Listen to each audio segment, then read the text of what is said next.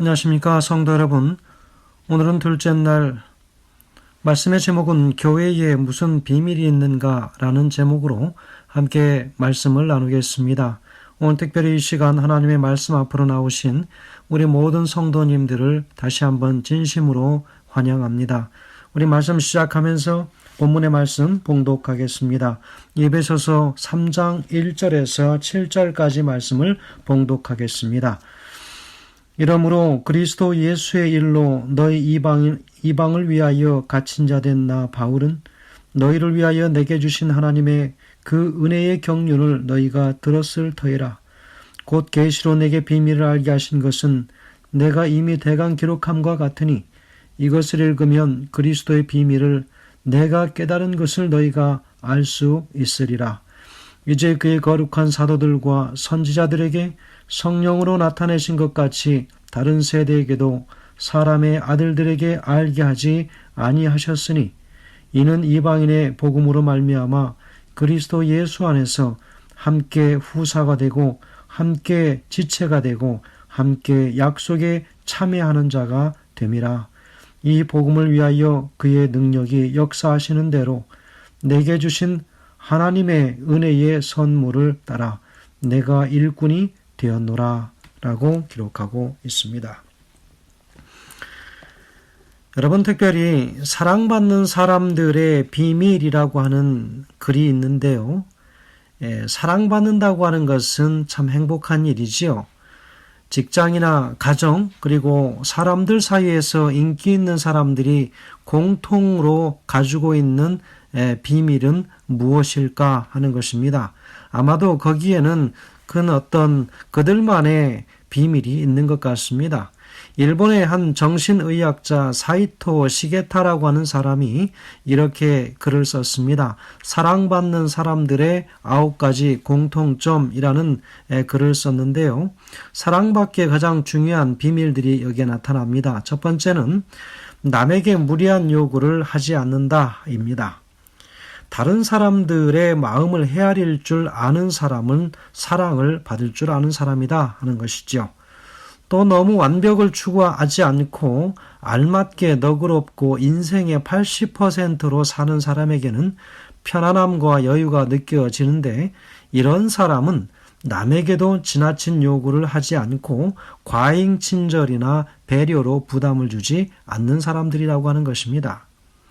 두 번째는 기다릴 줄 안다라고 하는 것입니다.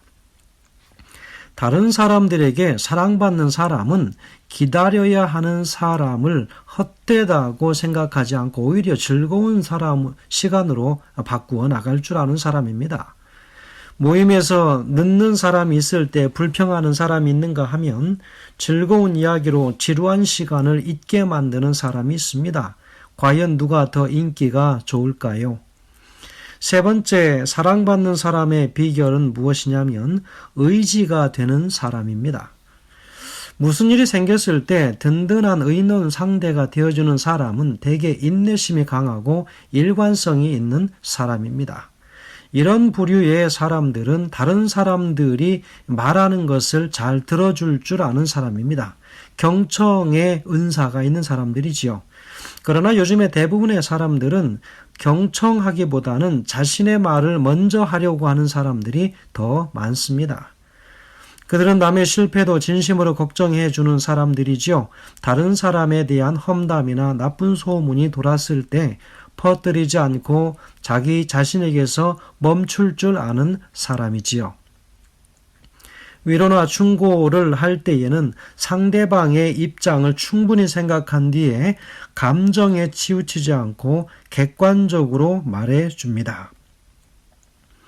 이런 사람들은 이런 이에게 신뢰감을 느끼도록 마음을 다 털어놓게 됩니다. 자, 그러면 다른 사람들에게 사랑받는 사람의 조건 네 번째는 어떤 것이 있느냐면 다른 사람을 높여주는 사람입니다. 누구에게나 한 가지 좋은 점은 있게 마련이지요. 사람들은 남의 단점보다는 장점을 찾아내고 이것을 칭찬해 줄 줄 아는 사람을 좋아합니다.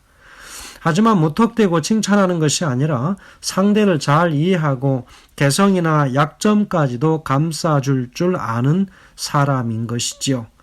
바로 이 말씀은 좋은 생각이라고 하는 책에 있는 그 글귀였습니다. 여러분, 비밀은 인간의 성숙과 연관되어 있습니다. 폴 트루니에라고 하는 사람은 인간 성숙의 단계를 세 가지 단계로 보는데, 특별히 그 속에 이 인간의 성숙의 단계를 비밀이라고 하는 코드를 중심으로 해서 세 가지 단계로 나누었습니다. 첫 번째 단계는 어린이의 시절은 비밀을 갖지 못하는 단계이다 라고 하는 것입니다. 아이들은 이야기하죠. 이것은 비밀이에요 하면서 비밀을 다 말해버리는 그런 단계입니다. 자, 그럼 두 번째 단계는 이제 어린이 시절을 지나서 사춘기가 되면 비밀을 갖기 시작하는 단계라고 하는 것입니다. 부모님에게도 비밀을 말하지 않고 입을 닫습니다. 때로는 부모님은 그런 자녀들에게 소외감을 느끼기도 하지요. 부모에게도 답답한 일입니다. 그러나 이런 현상은 사실 자연스러운 인간 성숙의 단계라고 볼 수 있겠습니다. 비밀을 가지면서 부모를 의존하는 존재가 아닌 독립적인 존재로 이제 자라나기 시작하는 것이죠. 이때 부모님들은 자녀들의 비밀을 존중해 주어야 합니다. 일기장을 들춰보거나 컴퓨터를 열어보고 전화번호를 검열하지 말아야 하겠지요. 그러나 저 역시도 이것에 관한 종종 마음에 유혹이 들 때가 있습니다. 세 번째 단계에는 청년기입니다. 청년기가 되면 우리는 비밀을 소중한 사람과 더불어 나누는 새로운 단계를 경험합니다. 이 단계에서는 우리는 비밀을 자발적으로 안전하게 나눌 대상, 다시 말하면 친구나 파트너를 찾습니다. 비밀까지 말할 수 있는 대상을 가지려면 우리는 진정한 친밀감이 무엇인가를 경험할 수 있는 사람이어야 할 것입니다. 대표적인 관계가 부부 관계가 되는 것이죠. 모든 것을 보여주고 보아도 부끄러움이 없는 그런 관계입니다.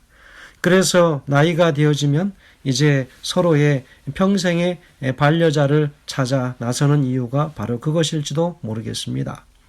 그런데 오늘 이 서신서를 통해서 사도 바울은 인생의 가장 중요한 비밀이 있는데 바로 두 가지가 있다라고 기록하고 있습니다. 첫 번째는 복음이 비밀이라고 이야기하고 있습니다. 예수 그리스도를 통해서 사람들이 바로 구원받는 것, 이것은 세상이 모르고 있는 비밀이라고 이야기하고 있습니다. 둘째는 복음을 수용한 사람들의 공동체인 교회가 비밀이라고 이야기하고 있습니다. 오늘 우리는 이 본문을 통해서 이 두 번째 비밀에 초점을 좀 맞춰보려고 하고 있습니다. 3절과 4절에는 기록하고 있습니다. 곧 계시로 내게 비밀을 알게 하신 것은 내가 이미 대강 기록함과 같으니 이것을 읽으면 그리스도의 비밀을 내가 깨달은 것을 너희가 알 수 있으리라 라고 기록하고 있습니다. 이 비밀이 바로 교회였던 것이지요. 바울은 이 교회의 비밀을 자신의 지성의 추구를 통해서가 아닌 하나님의 계시로 깨닫게 되었다라고 고백합니다. 그러면 교회가 왜 비밀이며 우리의 비밀을 어떻게 해야 한다고 말하고 있습니까? 첫 번째, 교회가 왜 비밀일까요?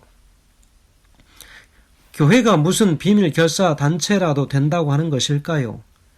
교회 공동체가 비밀이라고 하는 것을 어떤 의미에서 우리가 이해하면 좋겠습니까? 그것은 모든 인간 관계의 벽이 교회 안에서만은 무너질 수 있다고 말하고 있는 것입니다. 교회는 인간 관계를 넘어서서 모든 사람들이 평등하게 교제할 수 있는 유일한 공동체라고 하는 사실입니다. 세상 사람들은 이 사실을 모르지요. 교회의 참 맛을 모릅니다. 그래서 이 교회는 비밀인 것입니다. 예수님 당시에 가장 견고한 인간관계의 벽은 유대인과 이방인의 벽이었습니다. 그런데 이 벽이 복음을 통해서 교회 안에서 무너지는 기적을 보게 된 것입니다. 바로 그 6절의 말씀, 오늘 본문의 말씀 6절이 바로 그 사실을 우리에게 알려주고 있죠. 본문은 기록합니다. 이는 이방인들이 복음으로 말미암아 그리스도 예수 안에서 함께 상속자가 되고 함께 지체가 되고 함께 약속에 참여하는 자가 됨이라 라고 기록합니다.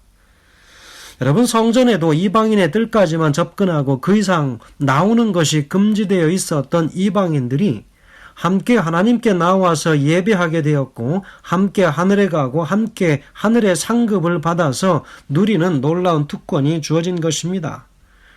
이것은 예수님 이전의 시대에는 상상도 못할 사실이었습니다. 5절에는 기록합니다. 이제 그의 거룩한 사도들과 선지자들에게 성령으로 나타내신 것 같이 다른 세대에서는 사람의 아들들에게 알게 하지 아니하였으니 라고 기록합니다. 그러나 바야흐로 초대교회가 이렇게 문을 열어서 이방인을 수용하고 함께 어우러지는 놀라운 일을 경험하기 시작하면서 오늘의 교회 내에서도 이런 기적이 일어남이 마땅하지 않겠는가라고 오늘 다시 한번 우리에게 반문하는 것입니다. 여러분, 오늘날 이 땅에 많은 교회들의 벽이 다 허물어져 있습니까? 그런 교회도 있지만 그렇지 못한 교회, 그렇지 못한 관계의 벽들이 쌓여 존재하는 교회들이 이 땅에 있다고 하는 것입니다.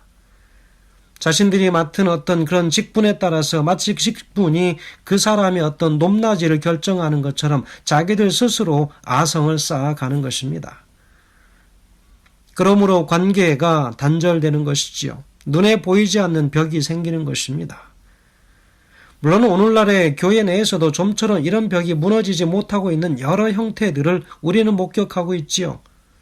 저는 그 본질적인 이유는 우리가 복음이나 하나님의 말씀을 진지하게 수용하지 못하기 때문이라고 저는 확신합니다. 우리의 심령 가운데 예수 그리스도가 없는 것입니다. 예수 그리스도는 모든 그 벽들을 다 허물어 버렸습니다. 유대인의 벽과 이방인의 벽들을 다 허물어 버렸습니다. 높은 자나 낮은 자나 모든 그 자리를 다 허물어 버렸습니다. 그러나 이상하게도 오늘날의 교회들의 많은 성도들은 자신들의 벽을 쌓아서 높고 낮음을 스스로 결정하고 만들어 가려고 합니다. 복음을 복음으로 하나님의 말씀을 하나님의 말씀으로 받아들인다면 그 말씀에 순종함이 마땅한 일이 아니겠는가라고 하는 것입니다. 하나님의 말씀은 그렇게 겸손하라고 하고 낮아지도록 하고 벽을 허물라고 얘기하는데 그러나 인간들은 교회들은 그것을 더 견고하게 세워나가는 것입니다. 지금 우리 시대의 화두는 소통입니다. 문명이나 기계의 발달과 함께 인간의 소위 모든 것이 기계화되면서 인간은 더 고독 속에 잠겨져 버렸습니다. 바로 그런 소외의 문제가 발생하면서 소통의 도구를 발명하기 시작했습니다. 이것이 바로 페이스북이라고 하는 트위터가 있고요. 또 트위터도 있고 페이스북이라고 하는 것도 있고 여러분 또 요즘에는 얼마나 카톡이라고 하는 것이 많습니까? 저도 이 페이스북을 하면서 한 번도 소통하지 못했던 사람들과 소통하게 되고 생각이 나누어지고 감정의 혈액이 흐르는 것을 경험합니다. 그러나 이것에 관한 병폐도 있지요. 여러분, 많은 사람들은 제게 이야기합니다. 다시는 단체 카톡방을 만들지 말라고 이야기합니다. 좋을 때는 좋지만 그러나 좋지 못할 때는 그 독이 너무나도 심하게 넓게 빠르게 번져간다는 것입니다. 우리 교회도 이렇게 소통하며 바르게 소통하며 살아야 하지 않겠습니까? 소통을 통하여 우리의 감정의 혈액이 함께 나누어지고 소통되어질 수 있다면 얼마나 감사하겠습니까?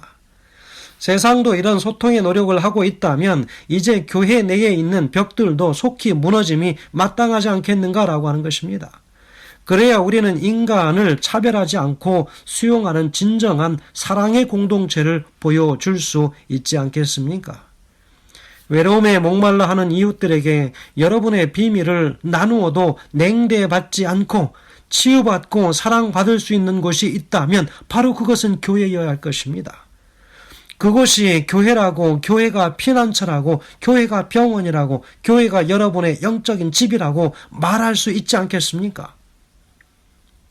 진정한 평안함과 안식을 누릴 수 있는 곳, 영혼의 치유가 일어나는 곳, 그래서 우리는 영혼의 집이라고 말할 수 있는 것이 교회여야 할 것입니다. 내 집에 혼자 있는 것보다 교회에 있는 것이 더 마음이 평안하고 안락해야 하는 것이 바로 교회 아니겠습니까? 이런 의미에서 교회는 세상이 찾고 있는 비밀의 공동체입니다. 화이트 주석에는 기록합니다.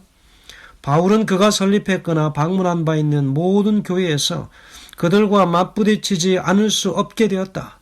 예루살렘, 안디옥, 갈라디아, 고린도, 에베소, 로마 등지에서 그들과 마주쳤다.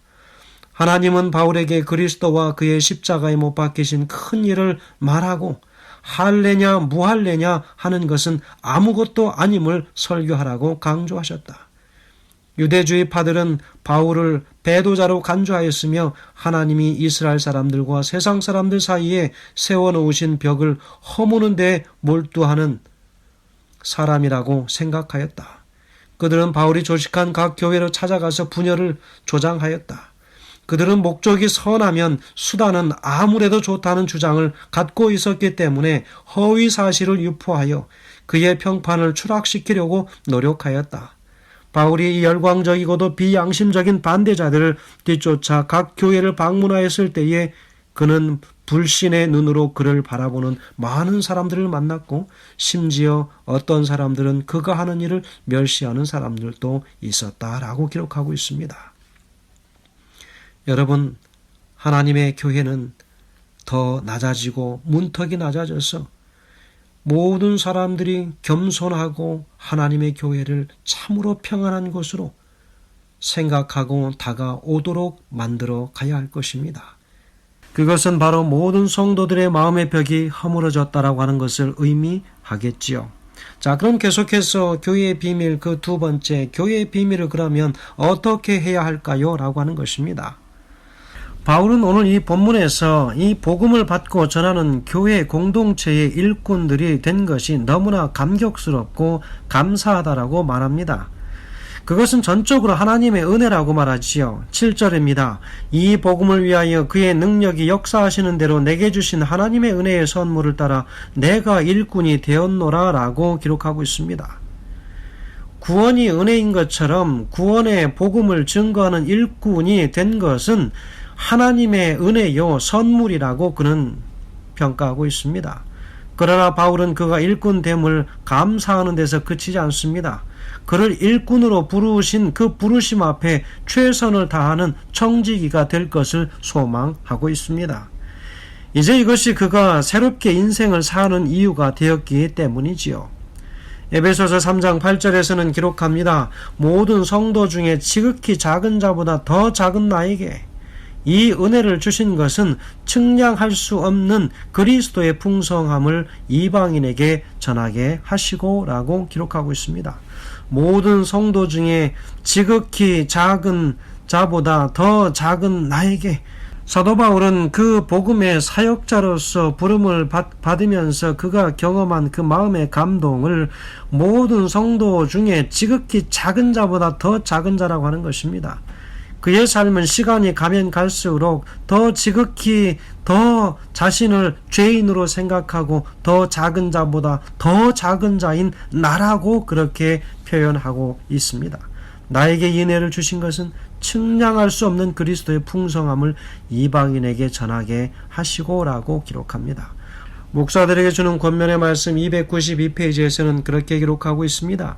개인 신분과 하나님의 교회의 일원으로서 우리는 우리에게 위탁되어 온 특별한 사업을 인식해야 할 필요가 있다.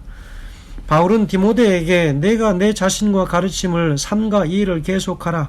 이것을 행함으로 내 자신과 내게 듣는 자를 구원하리라 라고 기록하고 있습니다. 우리 앞에는 매우 중요한 사업이 놓여져 있다. 바울은 다음과 같이 기록하였다. 모든 성도 중에 지극히 작은 자보다 더 작은 나에게 이 은혜를 주신 것은 측량할 수 없는 그리스도의 풍성을 이방인에게 전하게 하시고 영원부터 만물을 창조하신 하나님께 감추었던 비밀의 경륜이 어떠한 것을 드러내게 하려 하심이라. 이는 이제 교회로 말미암아 하늘에서 정사와 권세들에게 하나님의 각종 지혜를 알게 하려 하심이니 곧 영원부터 우리 주 예수 그리스도 안에서 예정하신 뜻대로 하신 것이라 라고 기록하고 있습니다. 구원의 은혜에 대한 우리의 유일한 보답은 그리스도를 이방인, 다시 말하면 예수 없이 예수 모르고 사는 사람들에게 전하는 것이라고 말합니다. 다시 말하면 복음과 교회의 비밀을 전하는 것, 그것이 바로 우리 인생의 남은 과업인 것을 다시 한번 오늘 우리 마음속에 기억해야 할 것입니다. 인생을 마무리하는 순간 얼마나 오래 살았는가 하는 것은 중요한 것이 아니라고, 어떻게 살았는가가 중요한 것이라고 하는 것을 다시 한번 우리가 기억하게 될 날이 속히 임하게 될 것입니다. 우리가 특별히 살아가는 인생은 모두 하나님의 뜻을 이루는 일에 한 시대를 성실하게 살고 가는 것입니다. 이제 바톤이 우리에게 주어졌습니다. 우리는 그분의 뜻을 받들어 그 뜻을 이루기 위해 복음의 비밀, 다시 말하면 교회의 비밀을 나누는 일에 후회 없이 남은 생애를 우리 주님께 드리기로 작정하시게 되길 간절히 소원합니다. 사도행적 368페이지에는 이렇게 기록합니다. 바울은 그리스도의 목사로서 그에게 주어진 책임을 잊지 않았으며 만일 자신의 불충실한 영혼들이 잃어버린 바 될 때 하나님께서 자신에게 문책하시리라는 것도 결코 잊지 않았다. 바울은 복음에 대하여 이렇게 선언하였다. 내가 교회 일꾼 된 것은 하나님이 너희를 위하여 내게 주신 경륜을 따라 하나님의 말씀을 이루려 함이니라. 이 말씀은 만세와 만대로부터 오므로 감추었던 것인데 이제는 그의 성도들에게 나타났고 하나님이 그들로 하여금 이 비밀의 영광이 이방인 가운데 어떻게 풍성한 것을 알게 하려 하심이라. 이 비밀은 너희 안에 계신 그리스도시니 곧 영광의 소망이니라. 우리가 그를 전파하여 각 사람을 권하고 모든 지혜로 각 사람을 가르침은 각 사람을 그리스도 안에서 완전한 자로 세우려 함이니 이를 위하여 나도 내 속에서 능력으로 역사하는 이의 역사를 따라 힘을 다하여 수고하노라 라고 기록하고 있습니다. 사랑하는 성도들이시여, 오늘 우리는 특별히 하나님의 말씀, 복음의 비밀이 무엇인가, 특별히 이 복음을 수용한 사람들의 공동체인 이 교회의 비밀이 도대체 무엇인가 하는 것을 오늘 우리는 보았습니다. 바로 예수 그리스도를 전하는 것입니다. 오늘 우리 자신을 겸손하게 낮춤으로 모든 이들에게 복음으로 다가가기에 부족함이 없는 하나님의 백성들이라고 하는 사실, 그 백성들이 모여있는 곳 하나님의 교회라고 하는 사실, 그래서 누구든지 오면 가장 영혼의 평안함을 누리고 영혼의 상처가 나아지고 하늘에 관한 소망이 부릴 듯 일어나는 그런 하나님의 말씀의 교회 비밀 공동체가 되기를 간절히 바랍니다. 여러분, 우리가 그런 비밀들을 각각 소유하며 살아가고 끝내는 그 비밀을 자신들이 가지고 있는 그 소망을 인하여 묻는 자들에게 기꺼이 답할 수 있도록 준비되어지는 우리 모든 하나님의 백성들, 교회들 되길 간절히 소원합니다. 그 비밀이 나의 비밀이 아닌, 나만의 비밀이 아닌 모든 이들과 함께 공유하고 나눌 수 있는 그 비밀, 예수 그리스도를 우리 속에 간직하시고 그 예수 그리스도를 조만간 우리 모두가 다 증거할 수 있도록 준비되는 모든 영혼들이 되길 간절히 소원합니다. 베드로전서 3장 15절의 말씀 읽고 마치겠습니다.